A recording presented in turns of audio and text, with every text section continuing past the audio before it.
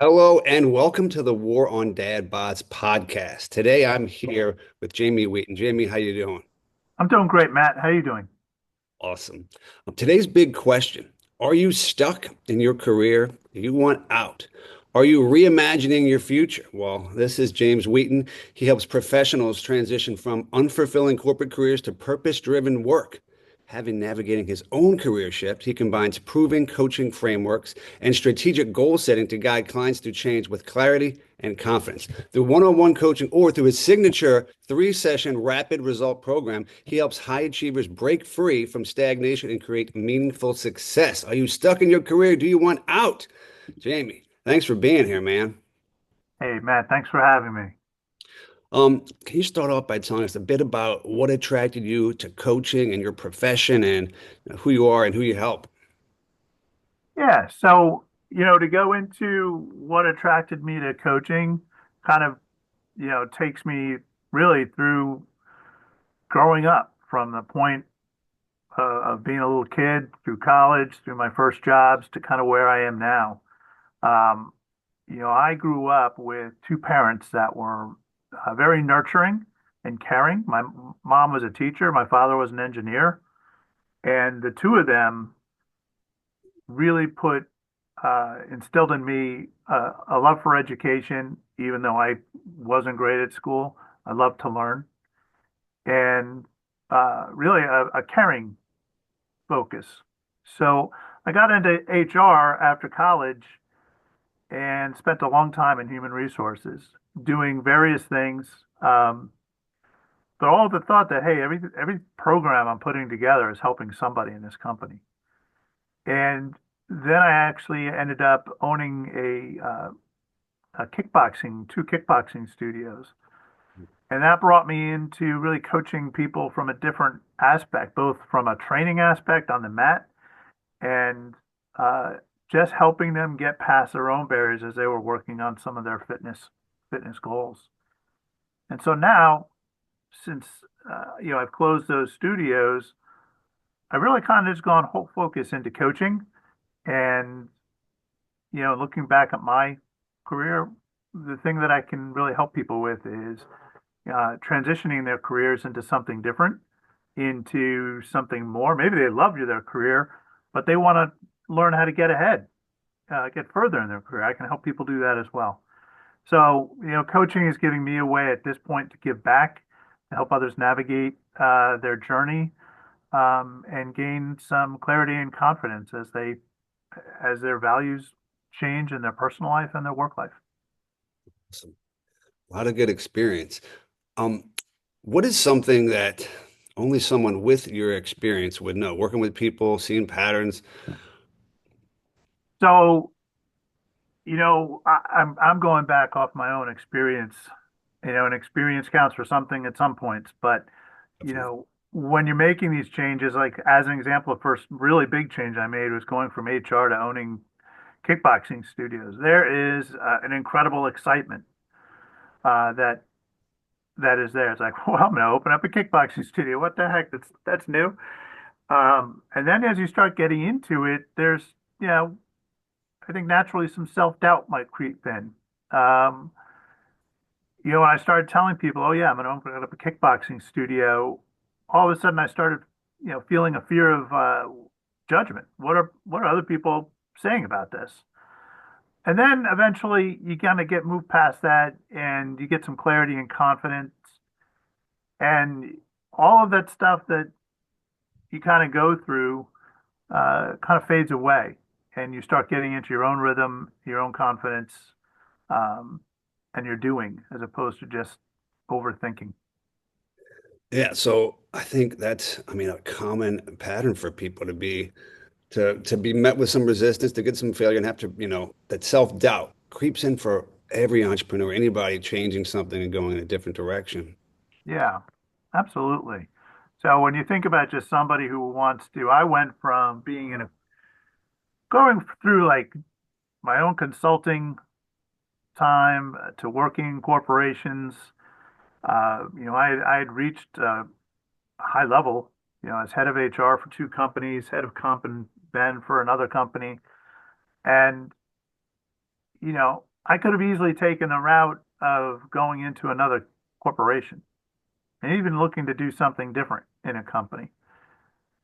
But whether you're moving from company to company, from one type of job to another type of job to going into entrepreneurship, there's still this, as you said, this like self-doubt starts to creep in. And how do you manage that? How do you manage what others say to you? You know, you've got your spouse, your partners, your parents, your good friends.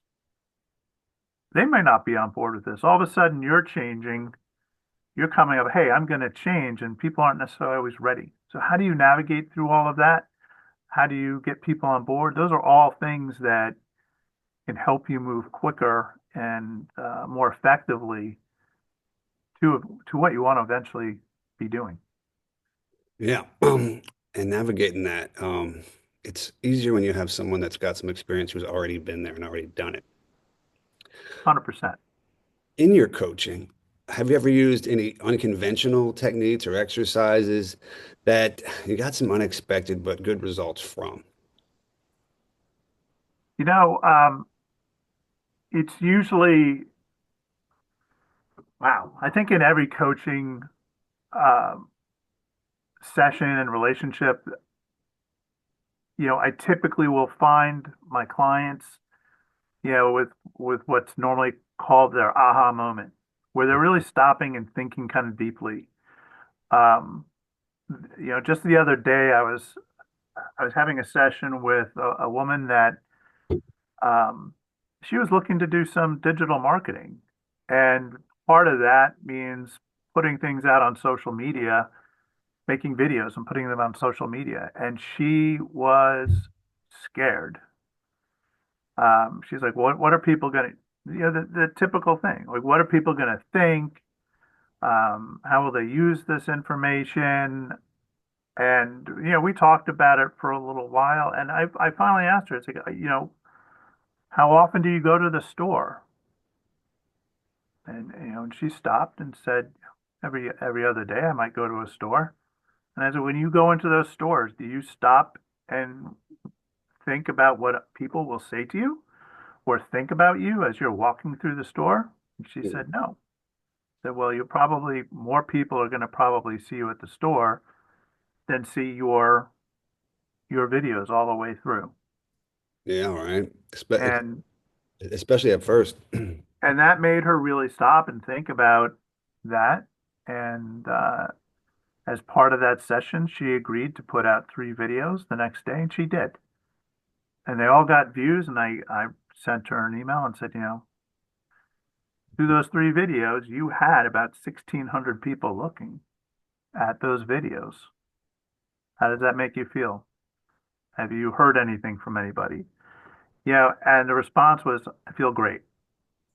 So it's a matter of just sometimes just doing and taking away some of those limiting beliefs. So I would like to think it's some of my techniques are just asking questions, being curious, and sometimes the most simple question will have the biggest impact.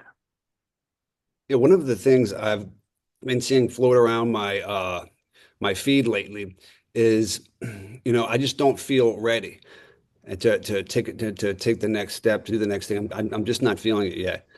And the advice was, it doesn't matter how you feel. It's about making a decision. You decide. You don't ever feel ready. You decide. It's a decision. It's not a feeling that makes you ready and gets you ready. 100%. That's a good reframe.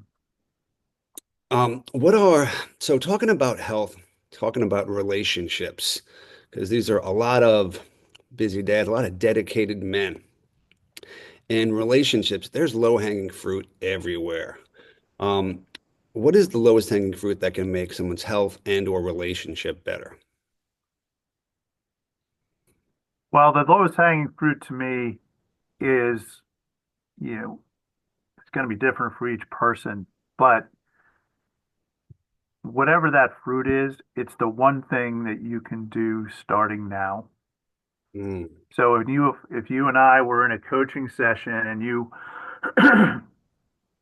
know, um, And if you said to me, here are five things that you can eat to start improving your health. Um, an apple, an orange, a good piece of, a nice organic chicken. Well, I can take immediate action on that and go to the store and purchase an apple and eat an apple within an hour after our coaching session. And all it takes is that one time to start a new habit, Yeah. um, and a new routine. So the low-hanging fruit is the one that you can start right away and then be consistent with. And and get some momentum. How often do we have like a note on our to-do list that says start this, and like it just sits there for a while, and it's something new, it's something different, it's something we haven't experienced. We have this mental resistance, and then sometimes I find I can just do these things in like 5 minutes, and I'm like, oh, that was actually really easy. It wasn't that big of a thing. Yeah. I mean, I think that, often the momentum starts and where you got to kind of make the crack is in the identity we've built up in ourselves, right? Like, you know, for a long time before I got the kickboxing studio, I identified myself in terms of working out as a guy who'd go play basketball on a Friday night. I'd go take my mountain bike out. I didn't identify with like the working out, the doing lunges, and um, the calisthenics, if you will, of doing something on a mat. So, but once you start saying, "Hey, this is helpful," once you actually start doing it, and then you can start identifying as somebody, you can call yourself as somebody who works out. I have a consistent workout, and that becomes part of your identity. And the identity of a person that is really successful in any category, I think the identity of that person, their biography, their background is a lot of failure. They've tried and failed. And sometimes all we see is their success. We don't ever see all the times people tried and failed. So the person that really makes it, like when they look back, they think they should be 100 steps further ahead. It just takes that much effort, that much trial, that much error, that much failure to get 10 steps ahead. When you think you deserve 100, it's just tough sometimes. Yeah, and I think that's one of the things. New Year's is a big time for New Year's resolutions, and for me, especially when I was running the kickboxing studios, we'd always see an influx of people. Oh, my New Year's resolution, but it's not the New Year's resolution that is going to keep you going. It's really going to be your desire for change and your openness to that change. And the biggest one of the biggest things is that stops people is the fear. Like, well, what's this going to mean for me if I actually get to this change? So that's true in fitness and especially in changing careers. Yeah, part of the meditations I've been doing is envisioning what it feels like to have that success, the emotions of how it's going to feel. And like that becomes so familiar, you start to adopt an identity and behave like that person you aspire to become. Absolutely. The beautiful thing about consistency is it really doesn't take too long to remain consistent. And if you make the small change on a daily basis, like I said, just eating an apple once a day, um, by the time a year is done, that's become an unconscious part of your routine There to you stay go. healthy. And I think that's one of the reasons why people who are, you know, really successful at their physical fitness is it just becomes part of the routine. They don't think about it. It's like I wake up, I get my glass of water and I get into my workout and then I start the rest of my day. Um, And when it comes, but part of that unconscious, it's less energy draining and much easier to do and just repeat. But you get the compounding benefits of it still without the mental exhaustion and thinking and motivating of once you just keep doing it, it just gets much easier. yeah. And I have to say, having been through your program, all of the guys all have, always end up having such long streaks of showing up and getting their workouts in. And you know, it's an amazing thing, especially after, having having kickboxing members come in for a week and then not show up again, and then, constantly trying to get them to keep continuing on. It's a testament to how good your program is. It's making things as accessible as possible. So these guys just have to turn on the screen from their house, half an hour, turn it off. And once their sleep routine starts getting regular, once they start feeling those benefits, they keep coming back. Yeah, I think absolutely. and keeping it simple, nothing too crazy. Kind of switching gears here. So you're a parent. You've got how many kids? I've got two sons. And they're a bit older, right? They are 22 and 20. Wow. So you're on the back end of raising them at the younger years. Um, is there anything with your parenting that you did that might deviate from the norm or seem unusual? Um, that's an excellent question. You know, my father passed away when I was 25. When I was 25, I just graduated from college, actually. And my mother and I were talking. I might get choked up here. Sorry about that. But he always, I was the youngest of my siblings, and I was not a great student. But my parents were both very accomplished in education. As I mentioned, my mom's a teacher, my dad's an engineer, and they were both a thesis away from having their PhDs. So I was like in school, I was like a submarine that I operated at sea level, like sometimes below, sometimes above the water. Sounds familiar. And, you know, my mother was always concerned about it. And my father, she told me after he passed away, she said he's really happy he got to see you graduate. And he wasn't sure that that would happen.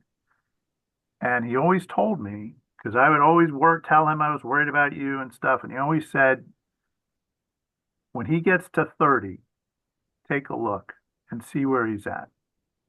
And then make some judgments on his direction. But until then, don't worry. You know, the, things will be what they're going to be. And, so I became a parent 10 years later. And I always kind of had that in the back of my head. Like, my kids are going to be my kids. I'm going to instill in them values that I think will help make them successful, help them be good humans.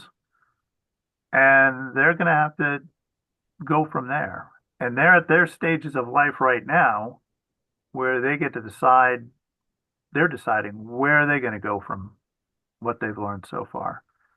As parents, I think between the ages of, from newborns to 15, that's when we'll spend 75% of our time with our kids. And the rest of the 25% of the time is what we spend with them as they get older. So, you know, right now I'm kind of more moving into a situation where, I can still be a parent and give my opinion and, but I'm more of I try to be more of a friend with them now to help them get to where they want to go as opposed to really kind of guiding them. Does that make sense? Yeah. Gosh, it seems what are the because this is something that like I'm going to be hopefully pretty close with my son, and I'm kind of sacrificing a lot to make sure I can spend a lot of time with him for the 75% that I hear so much about from experienced guys. What were the emotions like, and was it challenging when like they get older, they get into other things, and you don't get a chance to spend as much time with them? Like, what are the emotions of that, and how do you process that? And like, is it sad? Um, as I'm going to come from a father's perspective because I think a mother's perspective is going to be very different. Um, I very much had the concept that I had to provide for them was my first goal. That's what I needed to achieve. I needed to make sure we had financial stability so that they would have the things that they needed. Um, and then came the time with them, and I managed to, uh, I have really vivid memories of my father went out and bought me a baseball mitt when I was in like Tiny Tim baseball, like little now before Little League. And he came home one day and said, "Here's a baseball mitt." And I thought, "That's fantastic." He said, "You have a tryout. Go to your tryout." And he showed me where my bicycle was, and I biked up to the field and I did the tryout. He wasn't there, but he expected me to like do these things and start kind of being on my own. So I took it, now when I was a father and my kids were starting sports, you know, I was there for them, but I told them when we got to the field, I said, "Get out there, go and meet these kids on the team. They're your teammates now. I'll be here if you need anything." But I really kind of left them into the position of going out and learning how to adapt and grow on their own.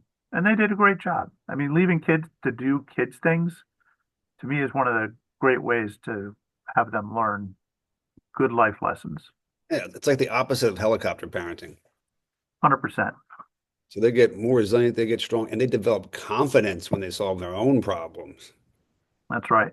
And if they know you're there, they'll come to you and ask good questions. Huh, that's good advice. All right, next question. In the last year, is there anything you've changed your mind about? That's always a tough one. Is there anything? Matt, how long do we have for this podcast? Because that's a week-long discussion. Is there anything I've changed? Yeah, I've really, I made the decision to go full into just coaching, um, removing myself from certainly from my kickboxing days, removing myself from my HR consulting work that I've done that really defines me, is my identity, and really focused on changing my identity just to be a coach. You know, something that I think I can do to really support people with, and something that I think I can do for a long time going forward, um, that won't restrict me from doing other things that I want to do. So you mentioned earlier, we're talking about limiting beliefs. Now, we've seen a lot of people go through a lot of the same different experiences. Are there common limiting beliefs that hold people back, or any ones that come to mind for you? Yeah, there's a couple. There's always a fear, the limiting belief of fear about whatever it is you're facing. Um, with career transition, a lot of times there's a limiting belief of I'm too old for that, Yeah. or I don't have the skills, or I can't attain the skills.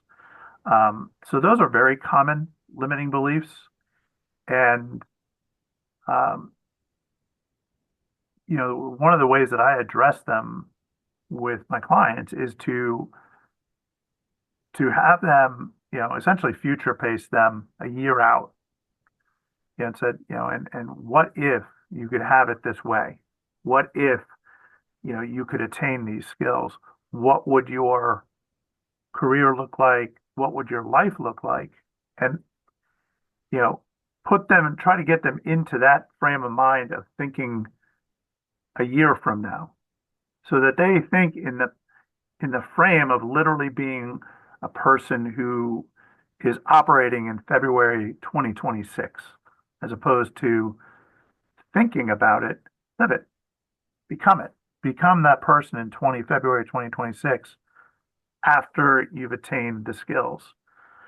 And the magical thing when that happens correctly is very often, um, the person I'm working with we'll start to see the path that they took to get to February 2026 and the steps that they need to take in order to do it. So it becomes less of a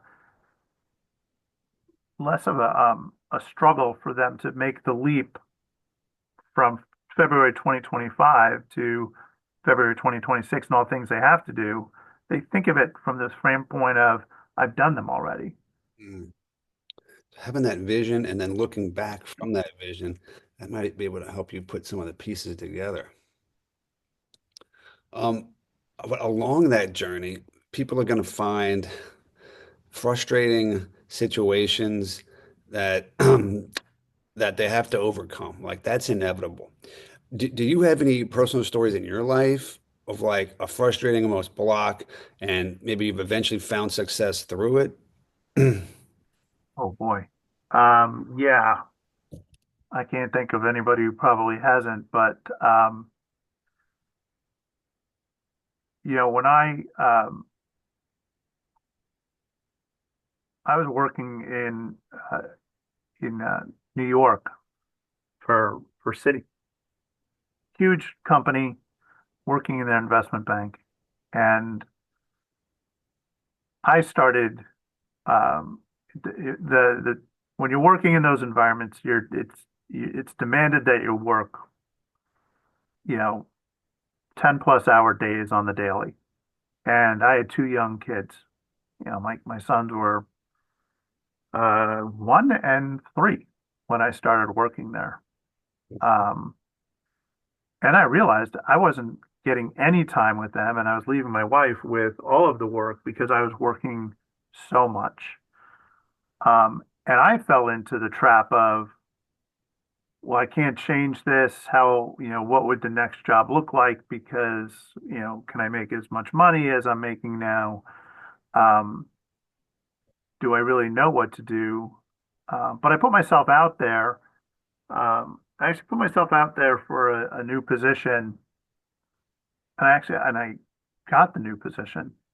And I was so fearful of the new position, I turned it down.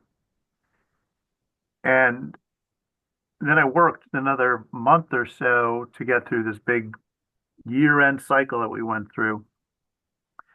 And I realized that was a pretty dumb mistake of turning that job down because I didn't need to have this stress and I wanted to see my kids. It was right during the holiday season. I barely saw them. So I ended up actually I called that company and I said, "Hey, do you still have this position open?" And they said yes. And I ended up going to work for them for 8 years as their head of HR, a completely different position. And I did well. And it was a fantastic experience. But I had to take that month to kind of move through my fear. Wow, that's interesting. I can definitely see you being very good in HR, bridging the gap between people's relationships and their challenges. All right, so this is a fun one. When I say, what is the best advice you've ever received? What comes to mind when I say, what is the best advice you've ever received? Oh boy, the best advice I ever received from a really good friend of mine. I called him up and I said, my girlfriend just broke up with me. And his advice to me was quick, fast. He just said, don't listen to music. I was Don't- like, don't listen to music. Yeah, because invariably any song you start to hear is about a relationship and typically a bad situation in a relationship. I'm like, oh, that was pretty good advice. So I stopped listening to music for a while. It helped me get over it pretty quick. Wow, I've never heard that before. I hadn't either. I haven't heard it since, but it's stuck with me. And like sometimes we hear lyrics and we start to mold our experience into those lyrics, and it's like, that's not really my experience. No. Yeah, so that's some advice that's stuck with me. Um, I've had all sorts of I had a mentor when I was young and was helping with me with my career, and he was an older guy. He was like he'd gone through everything that I'm actually doing now, probably very similar to what he went through and where he was in his stage of life. But he was like, don't be afraid. go after what you want and don't look back. Mm. And I followed that at some times and I didn't follow it at others. And it's all about learning your way. And so part of life is having the experience, learning from it, and having the desire to make the change if it's not working out the way you want. Yeah, I guess we got to be careful about the advice that we take because some people give us advice and we don't want their life. We don't want anything like their life. So their advice should not be worth much if we don't aspire to be like them in whatever category they're giving the advice into. 100%. Well, that was the best advice you received. What is the worst advice you've ever received? Oh, the worst advice. That probably has to deal with some type of situation in a bar in college, which might not be the best thing to get into here. But career advice, um, I've had I've had plenty of people say you can never do that. And to me, when somebody says that, that just one, it gives it that tells me, well, that's the challenge. If I'm thinking I can do it and I'm hearing somebody say I can't do it, I have to understand why. I'm pretty curious about stuff like that. So I'll get into it. And I mean, I had a boss that early in my career say to me, you probably shouldn't be in HR. I was like, oh, well, that's interesting. You're giving me good evaluations. And she said, yeah. And and I kind of felt, you know what, I take a look at HR very differently than what I think a lot of my peers were. But and it's one of the things that drove me to doing a lot more consulting because I said HR is a business. HR is there's a business aspect to it, and I'm going to bring the business perspective to my clients to say, yeah, you know, your people are making your business. You got a lot of money in your business, and that's making your business. But without the people doing all the things you need done, you know, so how can we make sure that your strategy is aligned? Your mission, your vision are all aligned and you're communicating that to your people. You know, Um, Working with these people, I've had a chance to talk to a lot of them, probably pretty deeply, about their habits and their lifestyles. Are there any like unique habits, different habits, or routines that you've seen high performers adopt that some of us might find surprising? um, really the first thing that I've found with a high performer is the consistency. What are they doing on a consistent basis? And a lot of it comes down to some very simple techniques.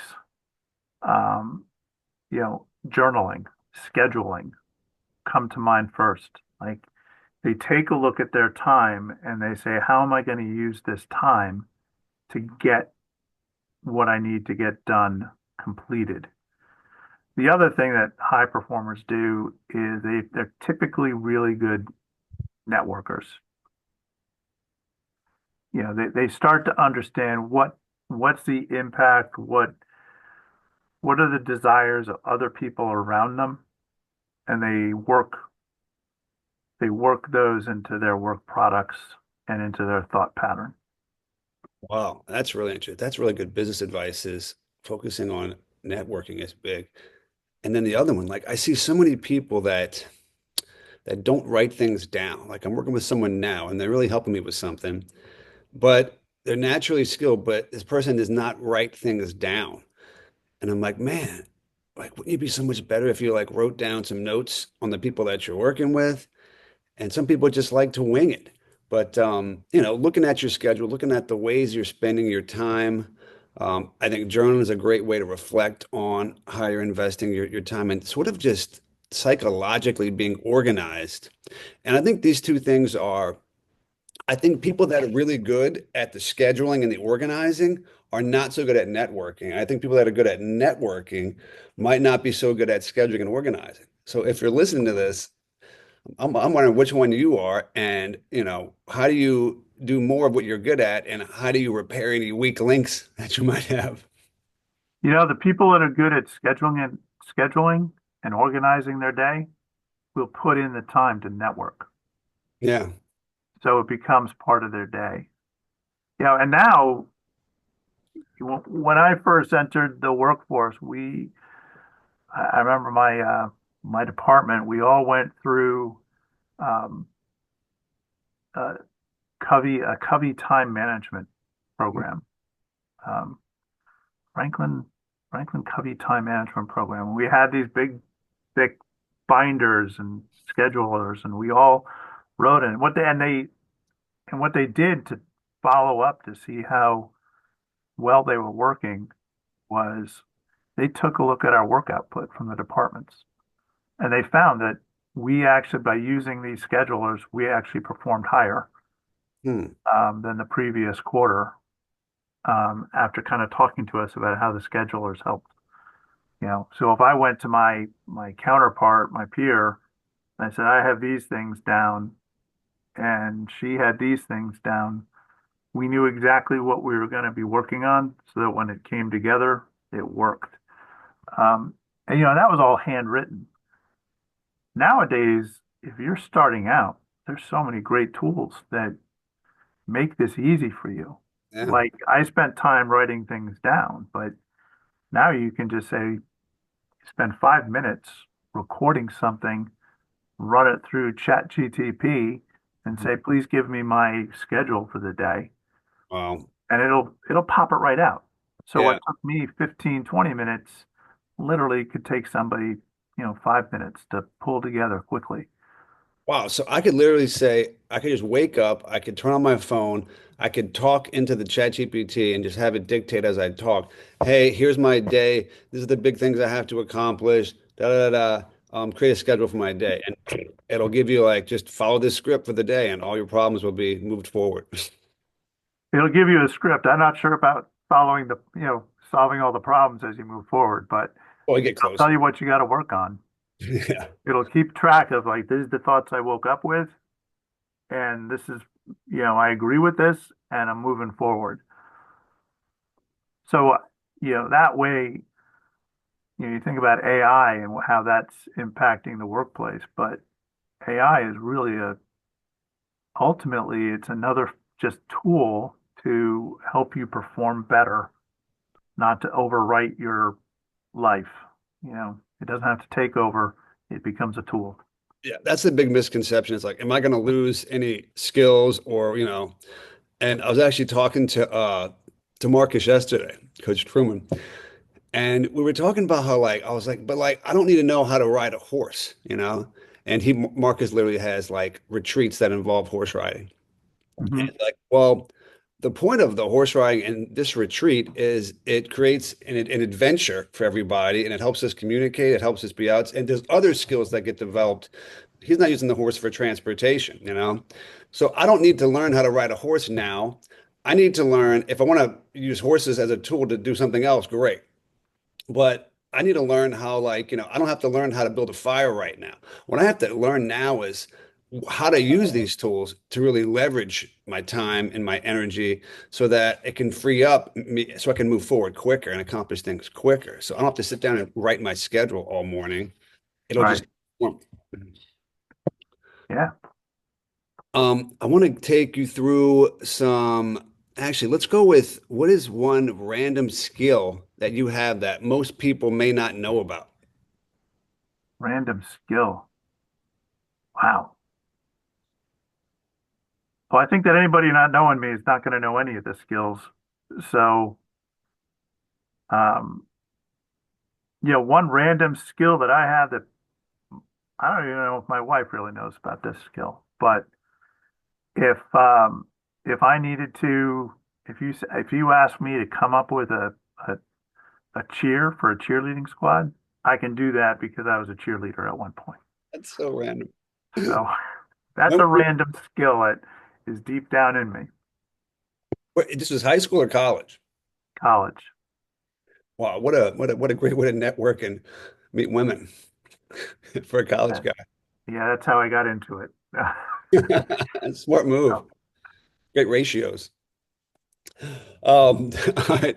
Before we get into these rapid fire questions, is there anything you want to say about your current service, who you're serving, and the kind of problems that you're solving? yeah, so I kind of mentioned it along the talk here today, but I offer a service to help people work through a career transformation that they're looking to have. Um, I help people start to put together some clarity into what they want to do, help them put their plan together. I help them with understanding the feedback that they're gonna get from other people and how to work through that and bring people onto their team to be supportive of whatever change they're going through. So, and I do that through I have a very short 3 day um, uh, program that over 3 sessions will help somebody start to begin the gaining their clarity and an initial roadmap. And I have a 6 month program where it really takes somebody through the transformation of really working from what they're doing now to what they want to be doing and help them start to change what they need to do to start to change their identity to fit the values that they want to align to in their next career. With the 3 day at the beginning, I expect people are getting some quick early wins through that. Can you give us any sneak peek of like what's in that 3 day? Yeah, so the 3 day program is essentially the first day is to help identify, values that are important to you. So I'll give you a great one is, if I talk to a lot of guys like, what do you value? You know, I don't know. I want to say like 100% of the time a guy will say money. And it's like, yeah, I value money too. What is it about money? What's it giving to you? Hmm. Why? And so I'll use that as an example, but it's a matter of pinpointing what a value is and then drilling down into it. Why does that value matter to you? You know, how how flexible are you on that value? Is that a value for today but not tomorrow? Or is that something that's just ingrained with you? And really working through in that first session, you know, understanding that value. The second session gets into where do you want to go? What skills do you have? What skills do you aspire to have? What is it going to take you from what your values are to what you want to do with your career or transformation, that you want to have. And then the third day is kind of beginning to put together that roadmap. What are some of the quick actionable items that you can do to start moving towards the career that you want to have, the discussions you're going to need to have with your, those closest to you, and then setting up how you're going to be accountable to yourself moving forward. Uh, So that takes place over those first 3 days. um, that's such a great way to start. Like figuring out who you are, where you're going, and then starting to make the vision and the plan. Like too many people just pick an outcome that maybe it's to satisfy someone else's needs. So on the front end, before you start investing all this time, energy, and sacrifice, wow, that's a great way to start things. If someone's looking to make a change, I like that a lot, Jamie. Yeah, and it doesn't matter if you're looking to make, let's just say you've been working as a manager for a long time and you want to move up, you want to kind of get to the C-suite. That's one level of transformation. But, let's say you're an auto mechanic and you've been fixing cars and you're fantastic at it, but you want to become a rocket scientist. Well, that's another different type of transformation, but the process still remains the same. The steps will be different, but the process is still the same. And Yeah, setting your plan, no different between those two. nice. Rocket scientists got to have a lot more steps, but you know, I want to meet the guy that was an auto mechanic and then became a rocket scientist. It's somewhat similar, but very different levels, huh? All right, let's jump into this rapid fire questions. Let's have some fun here. So growing up, Jamie, what was your favorite food when you were a kid? Peanut butter. Peanut butter. If you could have a meal with anyone dead or alive, who would it be and what would you eat? Um, my mother and father, they're both departed now. So they'd be the two people right now. And my mother would make me a peanut butter sandwich. Um, you've probably read a ton of books. Which book has influenced you the most? What's the first one that comes to mind? Most recently, within the past few years, has been two books: Values Factor and Atomic Habits. What'd you learn from the values factor? Um, Really getting it was a great book. It's really a great book to dive into values and what drives them. What's how those values really being created, and uh, it's done through a really good way of showing examples, some stories. Um, and I enjoyed. I've read it once and probably listened to it three times on some car rides I've taken. So Wow. So you have a really good perspective on when people are making a switch to help make sure that they're making the right switch and what steps to take when they have the courage to actually make the switch. I mean, you're God, you're so prime for that. That's great. yeah, it's interesting. Like I don't want to judge anybody on are they making the right switch, because that's something they get to determine. I'm just going to ask the questions that will help them determine, Well, you know, isn't that a big misconception when people think I'm going to hire a coach? Well, the coach is going to tell you what to do and you're going to do it their way. I think that's what they think coaching is. And yeah, like if like people will say things like, yeah, if I just did what Matt told me to do, then I'd be happy. And I'm like, well, these are things that we discussed and you said you wanted to do. And I just kind of showed you like with my experience, here's the fastest way to get there. But at the end of the day, like it's got to be your stuff. It's got to be your idea. It's got to be your vision. It's all got to come from you. And as coaches, that's what we do. We help reveal that. yeah, that's what our job is to put some good thoughts, allow our clients to grow, right? And you can't effectively have a good coaching session. A coach can't coach effectively if they're judging a situation. So as coaches, we always sit back very objectively, non-judgmentally, with a lot of understanding. And we create a safe space so people can really access their values, access their dreams, figure out who they are, and then from there, it's all those steps moving forward when the work really begins. Yeah, it's Oh, interesting when I was doing the kickboxing. Um, I was in touch with a lot of the studios and with the franchisor and stuff, and they always told us that some of the best instructors are former members. mhm. And so after I was doing this for a year, I found that there were members that came in, you know, and I never thought that these people would survive a couple of sessions. They come in, they were not in good shape, but they were in there to try, and we celebrated that. And sure enough, a year later, I actually had one former member come and say, "Yeah, I'd love to teach some classes here." And the transformation in just the year, they were able to teach fantastic classes. Well, yeah, if you just get out of people's way and let them become who they are, they often surprise you. Yep. Just let them be them and see what happens. I think we lost our rapidness on that one for our All rapid right. fire segment. That was me too. What is your all-time favorite podcast? All time, they, I'm not a big podcast watcher, so I'm just going to say yours right now. All right, I'm coaching these guys every morning. I'm pumping them up from 6 a.m. to 6:30, and part of my job is obviously training their workouts. But in those workouts, I always have to include a lot of music, and I'm talking thousands of hours of music. So, what is your favorite hype song?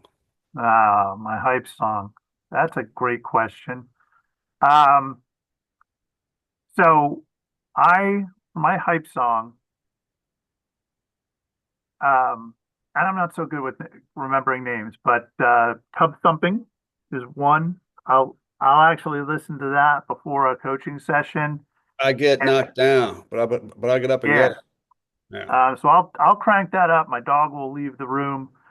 Uh, and the other song I like is when I'm getting ready for a client is "You Get What You Give" by the Mm, New Radicals. And to me, that song is just about getting myself ready to give what I can to others so that they can get something back. there you go. That's a great message. Um, Jamie, it was an honor to have you here. Thank you so much for sharing your insight and your experience with us. Any last words before we wrap this thing up? No, just go out and be you and go for the things you want to go for. They might take some time, but if you want to try something different, it's well worth the journey. Awesome. Where can we contact you? Where can we find you? Because that three-step plan sounds really interesting. You can go to my website, jswinsights.com. Um, or I don't know, I could leave an email. I don't know how this gets put out there, but I could Well, leave an we'll have email. all that in the show notes for them. That's how you get a hold of me. Awesome. Thanks a lot, Jamie. And listeners, we will see you next time. Thanks for listening. See you next time. Bye.